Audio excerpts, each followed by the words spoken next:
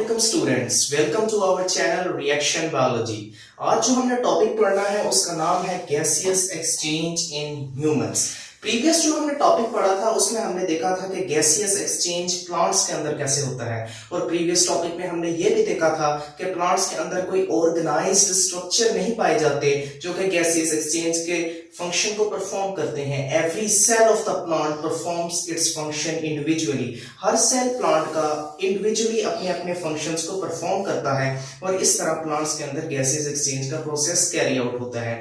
आज जो हमने टॉपिक पढ़ना है वो है गैसेस एक्सचेंज इन ह्यूमंस यानी एनिमल्स। एनिमल्स के बारे में हमें यह पता है कि इनके अंदर ऑर्गेनाइज्ड स्ट्रक्चर्स पाए जाते हैं हर फंक्शंस को परफॉर्म करने के लिए। जैसे डाइजेशन के लिए हमारे पास स्टमक है, ब्रीदिंग के लिए हमारे पास लंग्स है, इसलिए गैसेस एक्सचेंज के लिए भी हमारे पास लंग्स ही होते हैं जो कि इस फंक्शन को परफॉर्म करते हैं। सो स्टूडेंट्स, अब जो गैसियस एक्सचेंज का हमारे पास फिनोमिनन है वो ह्यूमन बॉडी के अंदर रेस्पिरेटरी सिस्टम परफॉर्म करता है। रेस्पिरेटरी सिस्टम को हम टू पार्ट्स के अंदर डिवाइड करते हैं। पहला जो पार्ट है हमारे पास उसको हम कहते हैं एयर पैसेजवे, और जो दूसरा पार्ट है उसको कहते हैं लंग्स। आज के इस लेक्चर में हम सिर्फ एयर पैसेजवे को ही डिस्कस करेंगे। So students, what is air पैसेजवे?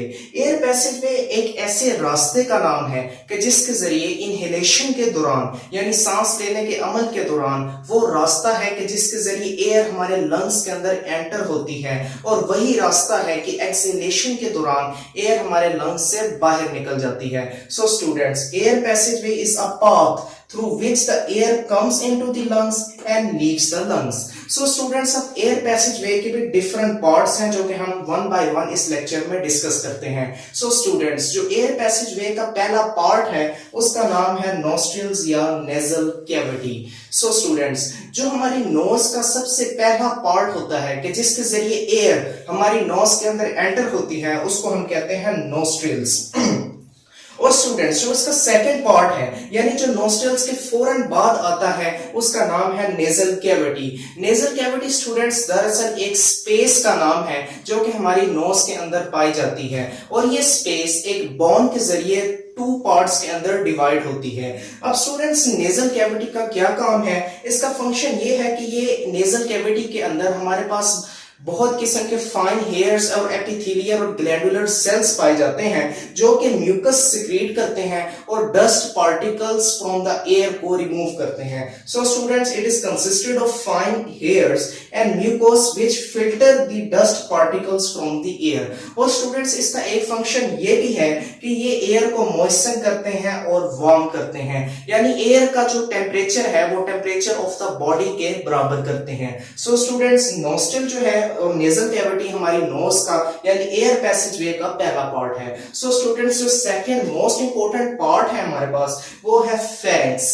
So students, nasal cavity के बाद जो हमारे पास पोर्शन होता है, जो रीजन होता है वो एक मस्कुलर होता है, और उस मस्कुलर रीजन का नाम हमारे पास फेरिंक्स है। सो स्टूडेंट्स, ये जो फेरिंक्स है ये हमारे पास खुराक की नाली और सांस की नाली के बिल्कुल ऊपर वाक़ होता है, यानी ये रीजन हमारे पास खुराक की नाली और सांस की नाली के लिए कॉमन होता है। अब फेरिंक्स का क्या काम होता है कि जो हमारे पास एयर है वो नोस्ट्रिल्स के जरिए नेजल कैविटी में आती है और फिर नेजल कैविटी से हमारे पास फेरिंक्स के अंदर एंटर हो जाती है। अब स्टूडेंट्स, फेरिंक्स क्या है? It is a muscular opening common to the both food and air, extends through the esophagus and larynx. So students, ये हमारे पास nasal cavity है, ये स्पेस हमारे पास nasal cavity है, और ये जो पोर्शंस हैं ये हमारे पास nostrils हैं। So students, एयर इधर से आती है और फेरिंक्स के अंदर आ जाती है। फेरिंक्स हमारे पास एक मस्कुलर ओपनिंग है जो कि हमारे पास स्टमक और लंग्स के लिए कॉमन होती है। सो स्टूडेंट्स, अब जो एयर है वो फेरिंक्स के जरिए हमारे पास लैरिंक्स में आ जाती है जो कि हमारा अगला पोर्शन है,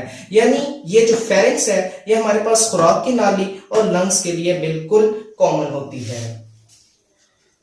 नाउ स्टूडेंट्स, अब जो फेरिंक्स के बाद हमारा अगला पार्ट है उसको हम नाम देते हैं ग्लोटिस। ग्लोटिस स्टूडेंट्स एक ढक्कन नुमा चीज होती है जिसके अंदर एक पोर हुआ होता है यानी एक सुराख होता है। ये जो ग्लोटिस है ये फेरिंक्स के फौरन बाद एक स्ट्रक्चर है ग्लोटिस, एपिग्लोटिस, उसके नीचे वाक़ होता है। यानी फेरेंक्स के फौरन बाद एपिग्लोटिस होता है और उसके नीचे ग्लोटिस वाक़ हुआ होता है। और ये it is a narrow opening at the floor of the pharynx which leads the air into larynx. ये एक छोटी सी ओपनिंग है और जब एयर फेरेंक्स के जरिए लैरिंक्स में आती है तो उसे ग्लोटिस से गुजरना पड़ता है। स्टूडेंट्स, ग्लोटिस के ऊपर एक फ्लैप ऑफ टिश्यू पाया जाता है जो कि इसको ढक देता है। और वो कब ढकता है कि जब हम खुराक अंदर लेके जा रहे होते हैं, जब हम फूड को अपने फेरेंक्स के जरिए जब फूड नीचे आ रही होती है तो फूड का सांस की नाली के अंदर जाने का खतरा होता है। तो जब हम फूड को निगल रहे होते हैं तो जो एपिग्लोटिस है वो ग्लोटिस के ऊपर एक ढक्कन नुमा स्ट्रक्चर है जो कि उसको कवर कर देता है। जब ये कवर कर देता है तो फूड फेरेंक्स के जरिए डायरेक्ट इसोफेगस के अंदर एंटर हो जाती है और ये फूड सांस की नाली के अंदर एंटर नहीं होती। So students, epiglottis, the glottis is guarded by a flap of tissue called epiglottis। और इसका फंक्शन ये होता है कि ये खुराक के निकलने के अमल के दौरान जो लैरिंक्स है उसको कवर कर देती है, यानी जो वेंट पाइप है उसको कवर कर देती है ताकि जो फूड है वो हमारे लंग्स के अंदर एंटर ना हो सके। सो स्टूडेंट्स, अब जो हमारा नेक्स्ट जो हमारे पास स्ट्रक्चर है वो है हमारे पास लैरिंक्स। स्टूडेंट्स, जो लैरिंक्स है वो एक कार्टिलेज का बना होता है। लैरिंक्स को हम वॉइस बॉक्स भी कहते हैं, यानी इसने हमारे अंदर मुख्तलिफ किस्म की स्पीच या हम इसको कह सकते हैं आवाज को पैदा करना होता है। It is made up of cartilage. Students, अब लैरिंक्स के अंदर 2 पेयर्स ऑफ फाइब्रस बैंड पाए जाते हैं जो कि वाइब्रेट करते हैं जब उनमें से एयर पास होती है। जैसे कि हमें पता है कि हमें एक जगह से दूसरी जगह तक पहुंचाने के लिए, साउंड वेव्स को पहुंचाने के लिए मीडियम की जरूरत होती है, तो स्टूडेंट्स इनको भी वाइब्रेट करने के लिए एयर एज अ मीडियम की जरूरत होती है। और जो हम अब स्पीच कर रहे हैं ये दरअसल वोकल कॉर्ड्स, यानी लैरिंक्स के अंदर वोकल कॉर्ड्स पाए जाते हैं। 2 पेयर्स ऑफ फाइब्रस बैंड्स को हम वोकल कॉर्ड्स में नाम देते हैं जो कि एयर पास होने पर वाइब्रेट करते हैं और हमारी टंग, हमारे जॉ और हमारे लिप्स की मूवमेंट के जरिए उसके अंदर मुख्तलिफ किस्म की स्पीच या आवाज पैदा होती है। और ये जो लैरिंक्स के अंदर ये प्रॉपर्टी है वोकल कॉर्ड्स की, ये सिर्फ ह्यूमंस के अंदर पाई जाती है और ये कुदरत ने, खुदा ताला ने सिर्फ इंसानों को ये प्रॉपर्टी दी है कि वो बात कर सकते हैं या स्पीच के जरिए अपनी बात किसी दूसरे को समझा सकते हैं। So students, it is made up of cartilage, इसको हम वॉइस बॉक्स भी कहते हैं। 2 pairs of fibrous bands called vocal cords are stretched across the larynx, they vibrate to produce different sounds। So students, ये लैरिंक्स का मैंने structure बनाया है। ये हमारे पास लैरिंक्स है जिसको हम वॉइस बॉक्स भी कहते हैं और इसके अंदर 2 पेयर्स ऑफ फाइब्रस बैंड्स होते हैं। ये आपको बैंड्स नजर आ रहे हैं 2 पेयर, और ये हमारे पास वाइब्रेट करते हैं जब इनके अंदर से एयर पास होती है। सो स्टूडेंट्स, जो हमारा नेक्स्ट इंपॉर्टेंट स्ट्रक्चर है उसका नाम है ट्रैकिया। ट्रैकिया एक विंड पाइप है, इसको हम सांस की नाली का नाम देते हैं जो कि हमारे पास एयर को लंग्स तक पहुंचाने में एक अहम काम सर अंजाम देती है। So students, trachea 12 centimetre long tube है जो कि हमारे पास इसोफेगस के सामने वाक़ होती है। अब आपको मैं इसोफेगस बता दूं क्या होता है। ये हमारे पास जो है ये इसोफेगस है, यानी ये हमारे पास खुराक की नाली है। बिल्कुल खुराक की नाली के सामने हमारे पास 12 सेंटीमीटर लॉन्ग ट्यूब होती है जिसको हम ट्रैकिया या विंड पाइप कहते हैं। सो स्टूडेंट्स, अब जो ट्रैकिया है हमारे पास उसके ऊपर सी शेप कार्टिलेज के रिंग्स लगे होते हैं और इन रिंग्स का क्या फंक्शन होता है।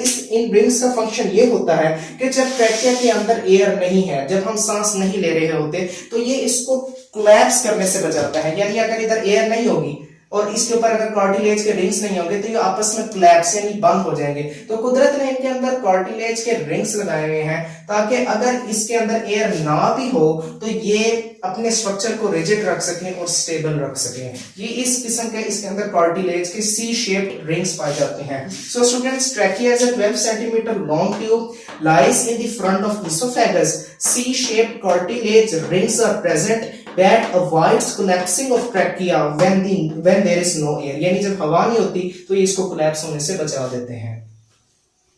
नाउ स्टूडेंट्स, जो हमारे पास नेक्स्ट पोर्शन है उसका नाम है ब्रोंकाई। अब जो ट्रैकिया है वो डिवाइड होता रहता है और 2 ट्यूब्स के अंदर डिवाइड होता है। It divides into 2 smaller tubes called bronchi. ये हमारे पास ट्रैकिया था।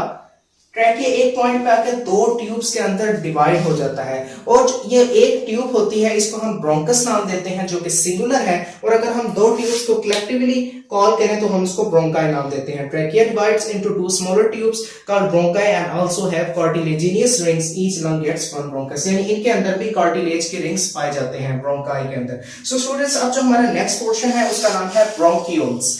अब जो ब्रोंकाई है, ये जो हमारे पास ब्रोंकाई है, ये भी कंटिन्यूअसली डिवाइड होते रहते हैं अनटिल ये एक फाइन ट्यूबुलर स्ट्रक्चर बनाते हैं जिसको हम ब्रोंकियोल्स का नाम देते हैं। Bronchi continue dividing with they produce several fine tubules called bronchioles, narrow with no cartilage। अब जो ये ट्यूबल्स होती हैं ब्रोंकियोल्स की, ये बहुत बारीक होती हैं और इसके अंदर कोई भी कार्टिलेज पाया नहीं जाता। कार्टिलेज सिर्फ हमारे पास ब्रोंकाई और ट्रैकिया के अंदर पाया जाता है। अब स्टूडेंट्स, जो ब्रोंकियोल्स हैं, जो हमारा नेक्स्ट पोर्शन है उसका नाम है एल्वियोलर डक्ट्स। अब जो ब्रोंकियोल्स थी वो भी अब फर्दर डिवाइड होंगी और एंड किस पे होंगी, fine tubules called alveolar ducts. अब ये हमारे पास फर्स्ट करें, इधर ब्रोंकियोल्स थी, ये ब्रोंकियोल्स डिवाइड होती गई। अब जो बिल्कुल एंड पोर्शन आएगा ना हमारे पास, वो होगा एल्वियोलर डक्ट। एल्वियोलर डक्ट क्या होता है? Alveolar duct alveolar the bronchioles divides and as fine tubules called alveolar ducts. अब जो ब्रोंकियोल्स है ना वो फाइन ट्यूबल्स के अंदर डिवाइड हो जाएंगी और वो जो पोर्शन है उसको हम एल्वियोलर डक्ट कहेंगे। अब एल्वियोलाई क्या है? Alveolar duct open into a cluster of pouches called alveoli. अब ये जो हमारे पास एल्वियोलर डक्ट थी ना, ये डिफरेंट किस्म के क्लस्टर ऑफ पाउचेस के अंदर खुलेगी। एक पाउच, ये 3 पाउच हैं, इसको हम नाम देते हैं, ये है एल्वियोलाई। अब एल्वियोलाई एक सैक लाइक स्ट्रक्चर होता है, एक थैली नुमा स्ट्रक्चर होता है और इसकी जो एक्सटर्नल लाइनिंग होती है वो एपिथेलियल सेल्स की होती है और ये एक नेटवर्क ऑफ कैपिलरीज के जरिए बाउंड होते हैं। अब जो हमारे पास ऑक्सीजन गैस जो हमने इनहेल की थी वो दरअसल इन एयर सैक्स के अंदर जाती है जिसको हमने एल्वियोलाई का नाम दिया है और इधर नेटवर्क ऑफ कैपिलरीज होती हैं और इस नेटवर्क ऑफ कैपिलरीज के जरिए एक्सचेंज ऑफ गैसेस होती है। सो स्टूडेंट्स, अब हम थोड़ा सा मैकेनिज्म पढ़ेंगे कि हमारे पास जो ऑक्सीजन गैस हमारे लंग्स के अंदर एंटर हुई है वो अब हमारी बॉडी के अंदर एब्जॉर्ब कैसे होगी। सो स्टूडेंट्स, ये ऑक्सीजन गैस अंदर आई है O2, ऑक्सीजन गैस अंदर आई है एल्वियोलाई के पास। हमने अभी पढ़ा है कि जो एल्वियोलाई की जो एक्सटर्नल लाइनिंग होती है वो हमारे पास ब्लड कैपिलरीज के जरिए सराउंड होती है। अब जो हमारे पास हार्ट है वो पल्मोनरी आर्टरी के जरिए डीऑक्सीजनेटेड ब्लड, यानी ऐसा ब्लड जिसके अंदर ऑक्सीजन की कंसंट्रेशन बहुत कम और कार्बन डाइऑक्साइड की कंसंट्रेशन बहुत ज्यादा होगी, डीऑक्सीजनेटेड ब्लड पल्मोनरी आर्टरी के जरिए हमारे पास आर्ट्रियोल्स में आएगा और आर्ट्रियोल से ये इन कैपिलरीज के पास पहुंचेगा जो कि एल्वियोलाइज के अराउंड जो है हमारे पास कैपिलरीज उनके पास पहुंचेगा। अब जो O2 गैस है वो इधर से एक्सचेंज होकर हमारे पास हार्ट के पास आ जाएगी और जो CO2 गैस है वो इधर से बाहर चली जाएगी। सो इस तरह स्टूडेंट्स हमारे अंदर गैसियस एक्सचेंज होता है और इसीलिए एल्वियोलाई को हम कहते हैं कि these are the respiratory surface of the human beings, यानी ये हमारे पास रेस्पिरेशन के प्रोसेस को परफॉर्म करती हैं। सो स्टूडेंट्स, आज के लिए इतना ही। कल हम डिस्कस करेंगे कि हमारे पास लंग्स क्या होते हैं और वो उनका स्ट्रक्चर क्या है, एनाटॉमी और फिजियोलॉजी उनकी डिस्कस करेंगे। So students, take care and अल्लाह हाफिज।